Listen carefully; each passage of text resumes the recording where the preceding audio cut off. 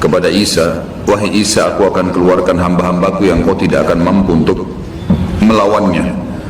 Maka keluarlah Ya'juj Ma'juj dari dua gunung yang sedang dihimpit.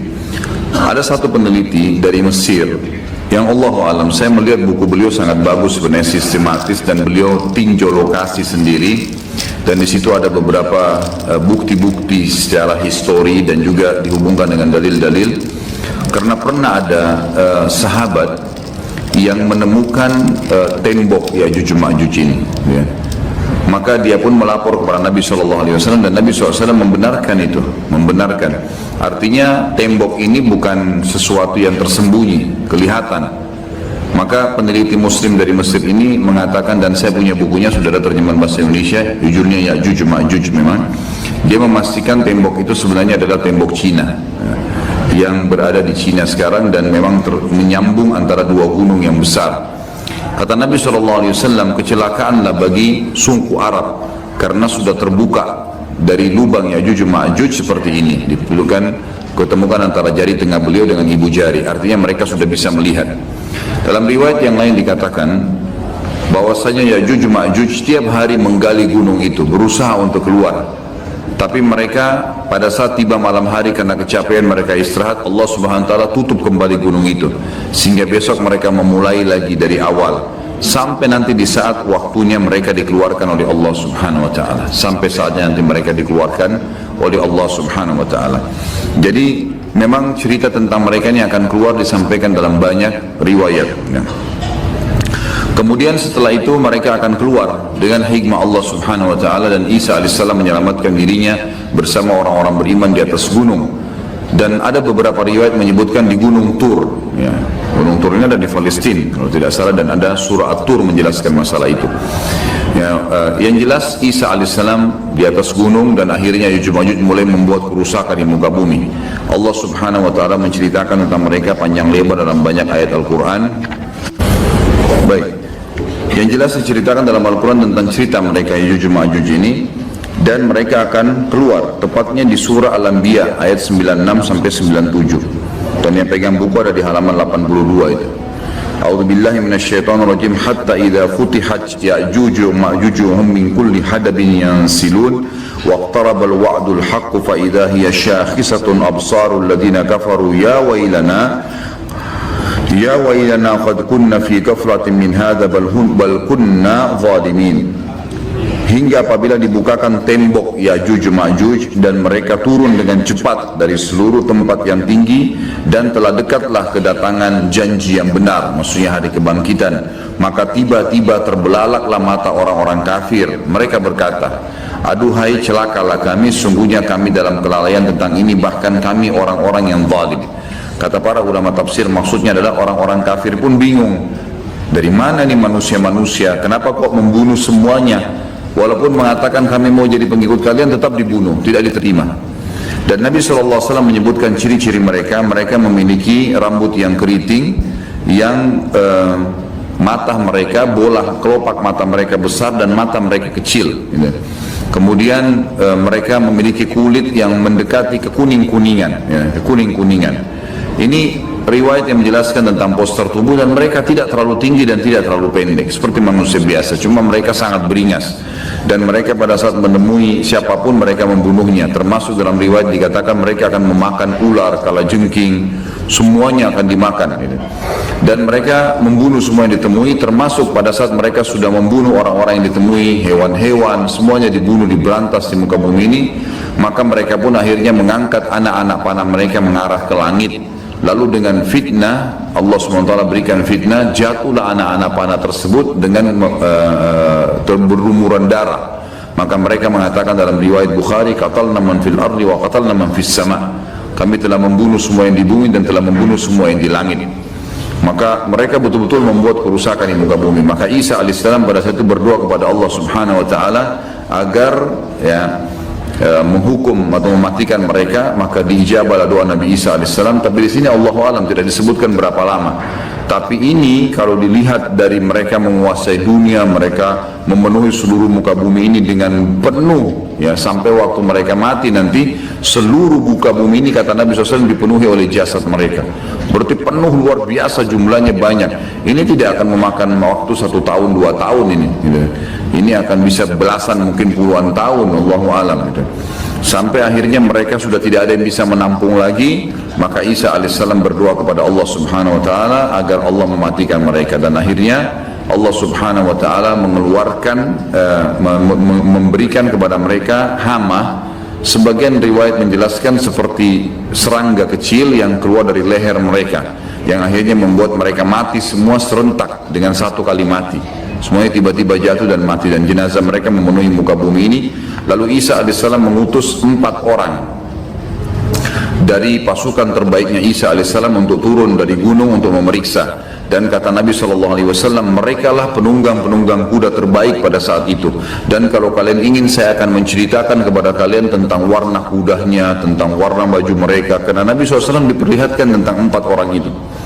Kemudian mereka pun keliling dan mereka menemukan ternyata Ya'juj semua sudah mati, dan mereka melapor kepada Isa alaihissalam. Maka Isa pun berdoa kepada Allah agar dihilangkan jenazah itu, dihilangkan mereka. Lalu datanglah burung-burung dari arah barat yang memiliki leher-leher yang panjang seperti unta, lalu mencengkeram mereka, lalu membawa mereka ke arah lautan. Setelah itu Allah Azza wa Jalla menurunkan hujan yang lebat sehingga membersihkan muka bumi ini jadi bersih. Baik, setelah itu ada riwayat yang disebutkan oleh Syekh Abu Bakar di sini, sebuah riwayat yang cukup panjang. Ini hadis diriwayatkan oleh Imam Muslim nomor 2940. Artinya Dajjal akan keluar di tengah-tengah umatku dan ia akan tinggal selama 40. Ini tadi sudah saya jelaskan, sekitar ada yang mengatakan 40 tahun, ada yang mengatakan 40, tapi riwayat lain menjelaskan 40 hari. Tapi hari pertamanya setahun, hari keduanya sebulan, hari ketiganya sepekan, dan sisa harinya seperti hari-hari kalian. Lalu Allah membangkitkan Isa putra Maryam. Ia mirip sekali dengan Urwa bin Mas'ud, ada sahabat Nabi. Maka Isa mencari Dajjal dan kemudian membunuhnya. Setelah itu manusia tinggal selama 7 tahun tanpa ada permusuhan di antara mereka. Kemudian Allah meniupkan angin dingin dari arah negeri Syam. Nah, ini saya ingin jelaskan. Jadi pada saat terjadi Isa alaihissalam sudah membunuh Dajjal dan terjadi keadilan di muka bumi, kata ulama hadis, makna hadis ini adalah setelah itu Isa alaihissalam berjalan. Ada riwayat menjelaskan Isa menyebarkan, berhukum selama 40 tahun. Lalu Isa alaihissalam menjadi hakim sampai Isa alaihissalam meninggal dunia. Pada saat Isa alaihissalam meninggal dunia, maka terjadilah tanda-tanda kiamat yang lain, yang tadi, ini kan yang sudah saya sebutkan urutannya. Setelah Isa alaihissalam meninggal, Ya'juj juga sudah mati, maka mulailah keluar dabbah, manusia sudah mulai lalai kembali. Kemudian keluarlah hewan melata mengingatkan, kemudian keluar kabut seluruh muka bumi, kemudian terjadi longsor, gitu kan. Kemudian keluar api dari wilayah Aden, lalu kemudian terbitlah matahari dari barat itu. Namun ada satu dari hadis ini disebutkan, pada saat terbit matahari dari barat, di sini ada kejadian lain yang ulama sebagian masukkan ke tanda-tanda hari kiamat, sebagiannya mengatakan ini bukan, cuman pelengkap. Tapi anggap kita masukkan tanda-tanda hari kiamat, sehingga ini yang nomor 12. Setelah matahari terbit dari barat, yang kata Nabi SAW, pada saat itu tidak akan lagi berguna jiwa yang meminta taubat. Dalam riwayat Bukhari dikatakan taubat akan diterima oleh Allah selama matahari belum terbit dari barat. Kata Nabi SAW dalam hadis yang saya bacakan di riwayat Muslim, setelah itu manusia tinggal selama 7 tahun tanpa ada permusuhan di antara mereka. Yang dimaksud di sini adalah mereka setelah kejadian-kejadian besar, Isa alaihissalam mati, setelah 40 tahun buat keadilan, setelah Isa alaihissalam mati ada 7 tahun setelah itu lagi tambahan, jadi 47 tahun. Tapi setelah Isa meninggal 7 tahun tidak ada permusuhan di antara manusia. Kemudian Allah meniupkan angin dingin dari arah negeri Syam. Nah, ini arah angin dingin ini adalah terjadi setelah terbitnya matahari dari barat. Maka tidak seorang pun di muka bumi ini yang di dalam hatinya masih ada kebaikan atau iman, melainkan pasti angin itu merenggut nyawanya. Hingga sekiranya ada seseorang di antara kalian yang bersembunyi di rongga gunung sekalipun, niscaya angin itu akan masuk dan merenggut nyawanya. maka yang tersisa adalah manusia-manusia jahat yang tangkas bagaikan tangkasnya burung dan binatang buas. Mereka tidak mengenal kebaikan dan tidak mengingkari kemungkaran. Jadi setelah terjadi semua tanda-tanda kiamat besar itu, maka orang-orang beriman dimatikan oleh Allah Subhanahu wa taala dengan cara ditiupkan angin dingin dari arah negeri Syam. Seluruh muka bumi orang beriman habis, Pada saat orang beriman ini habis dan sudah ada orang-orang yang tadi saya bilang mulai membangkang setelah Nabi Isa alaihissalam meninggal, dan dabah hewan melata yang keluar itu membawa cap. Dalam hadis Bukhari, dicaplah orang-orang yang beriman dan orang kafir. Berarti sudah ada orang-orang yang kafir pada saat itu. Maka matilah semua orang-orang yang beriman. Tertinggallah orang-orang yang seperti tangkasnya tadi binatang burung dan binatang-binatang buas. Mereka tidak mengenal kebaikan, apa yang Allah perintahkan, dan juga tidak mengingkari kemungkaran. Lalu syaitan datang kepada mereka berbentuk manusia seraya berkata, apakah kalian mau memenuhi ajakanku? Mereka berkata, apa yang kamu perintahkan kepada kami? Lalu syaitan menyuruh mereka menyembah berhala. Di sini sebagian ulama hadis mengatakan syaitan memperindah dengan istilah seni dan seterusnya, kemudian patung-patung itu mulai menghiasi seluruh muka bumi ini. Jadi mereka sembah. Lalu syaitan menyuruh mereka menyembah berhala, padahal harta kekayaan mereka melimpah ruah pada saat itu, dan kehidupan mereka semuanya sejahtera. Mereka semuanya penuh, semua luar biasa, kehidupan sangat luar biasa. Kata ulama hadis, nggak ada lagi orang miskin pada saat itu.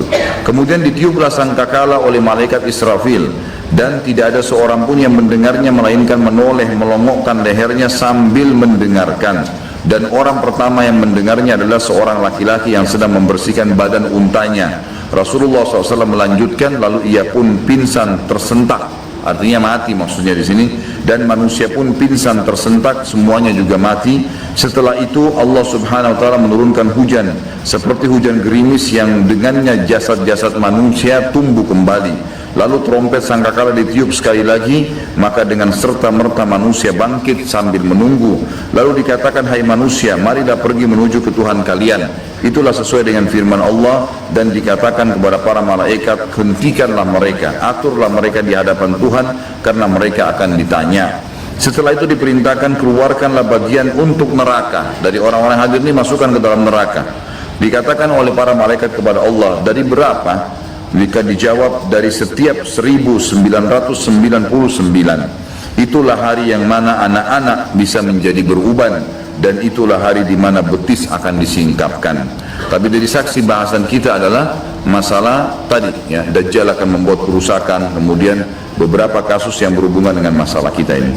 Tentu dari 11 tadi tanda-tanda hari kiamat ini sudah saya jelaskan secara global semuanya, dan ada tambahan lagi satu berhubungan dengan riwayat dan tidak disebutkan oleh Syekh Abu Bakar Siddiq rahimahullah. Hadis sahih riwayatkan Imam Bukhari, Imam Muslim, tentang adanya Dhu Sakain. Dhu Sakain ini istilah dari seseorang dari Ethiopia, dan ulama hadis meletakkan ini bukan tanda-tanda hari kiamat, tapi termasuk rangkaian kejadian yang terjadi pada saat orang-orang sudah mulai menyembah berhala. Jadi tadi itu sebelum terjadi kiamat, orang-orang mulai menyembah berhala kembali, sampai akhirnya Allah tiupkan sangkakala. Pada saat terjadi fase itu, ada satu orang dari Ethiopia yang datang menuju ke Mekah. Lalu dia menghancurkan Ka'bah batu demi batu. Kata Nabi SAW, akan datang seseorang yang Dhu Sakain, maksudnya sak ini betisnya kecil sekali orang itu, saking kurusnya, dan tidak ada lagi orang menyembah Allah pada saat itu. Orang tidak tahu lagi nilainya Ka'bah, maka tidak ada lagi orang beriman, semua sudah diambil ruhnya dengan dimatikan tadi dengan angin itu. Maka tidak ada yang tahu nilainya, dia pun datang lalu dia mencabut-cabut. Kata Nabi SAW, saya diperlihatkan oleh Allah pada saat dia mencabut-cabut batu Ka'bah itu, dan akhirnya membuatnya rata dengan tanah, Ini termasuk kejadian yang terjadi pada saat memang sebelum ditiup sangkakala. Ini tambahan informasinya, Seperti itulah. Jadi ini tanda-tanda kiamat semua yang pasti akan terjadi sampai nanti akan dibangkitkannya manusia, Dalam riwayat lain, riwayat Imam Muslim nomor 2949 di halaman 89, kalau teman-teman yang pegang buku, la taqumus sa'a illa ala syirarin nas. Tidak akan pernah terjadi hari kiamat sampai kecuali pada orang-orang yang jahat, Ada beberapa dalil yang saya akan bacakan sebagai penutup dalam bahasan kita sebelum pindah ke dalil aklinya tentunya. Tadi sampai terakhir saya baca surah An-Naml ayat 82 dan akhirnya saya hubungkan dengan tanda-tanda hari kiamat di halaman 82. Sekarang saya bacakan juga Anbiya 96-97 sudah saya bacakan tadi, Ya'juj Ma'juj. Sekarang saya bacakan surah Az-Zukhruf ayat 57 sampai 61 yang bunyinya a'udzubillahi minasyaitonir rajim walamma duriba ibnu maryam mathalan idza qaumuka minhu yasiddun wa qalu alihatuna khairun am hu ma darabuhu laka illa jadala bal hum qaumun khasimun in huwa illa abdun an'amna alayhi wa ja'alnahu mathalan li bani Israil walau nasha'u laja'alna minkum malaikatan fil ardi yakhlufun wa innahu la'ilmun lis-sa'ati fala tamtarunna biha wattabi'un hadha siratun mustaqim. Dan tatkala putra Maryam Isa dijadikan alaihissalam perumpamaan. Jadi Nabi Isa AS diceritakan oleh Nabi SAW di Mekah, orang-orang Quraisy, kaum Muhammad bersorak-sorak karenanya, jadi mengolok-olok, dan mereka berkata, mana yang lebih baik, Tuhan-Tuhan kami ini yang kami sedang sembah patung-patung, atau Isa yang sedang kau ceritakan hai Muhammad? Mereka tidak memberikan perumpamaan itu kepadamu melainkan dengan maksud membantah saja. Sebenarnya mereka adalah kaum yang suka bertengkar. Isa tidak lain hanyalah seorang hamba yang telah kami berikan kepadanya nikmat kenabian dan kami jadikan dia sebagai tanda bukti kekuasaan Allah untuk Bani Israel. Dan kalau kami kehendaki, benar-benar kami jadikan sebagai gantimu, ganti kalian semua hai manusia, di muka bumi ini malaikat-malaikat yang turun-temurun bisa juga saya ciptakan, kata Allah seperti itu. Dan sungguhnya turunnya Isa itu pertanda akan datangnya hari kiamat. Karena itu janganlah kamu ragu-ragu tentang kiamat itu dan ikutilah aku, inilah jalan yang lurus. Tapi saksi bahasan dari panjang ayat ini adalah turunnya Isa merupakan pertanda datangnya hari kiamat. Jadi menguatkan apa tadi yang kita sebutkan, tanda-tanda hari kiamat itu. Kemudian surah Az-Zumar diangkat oleh beliau ayat 68 sampai 70 yang bunyinya a'udzubillahi minasyaitonir rajim wa nufikha fis-suri fa sa'iqa man fis samawati wa man fil ardi illa man syaa Allah thumma nufikha fihi ukhra fa idahum qiyamun yanzurun wa ashraqatil ardu bi nuri rabbiha wa wudi'al kitabu wa ji'a bin nabiyyina wasyuhada وجيء بالنبيين والشهداء وقضي بينهم بالحق وهم لا يظلمون ووفيت كل نفس ما عملت وهو أعلم بما يفعلون. Yang artinya dan ditiupkan sangkakala, maka matilah siapa yang di langit, siapapun di langit dan siapapun di bumi kecuali siapa yang dikehendaki oleh Allah. Ulama tafsir mengatakan yang tidak masuk dalam meninggal pada saat itu adalah Jibril, Mikail dan Israfil. Jibril pimpinan malaikat, Mikail wakil dan Israfil peniup sangkakala. Kemudian termasuk pemikul arsy-Nya Allah yang 8 malaikat yang sudah pernah kita jelaskan pada saat menjelaskan masalah iman kepada malaikat.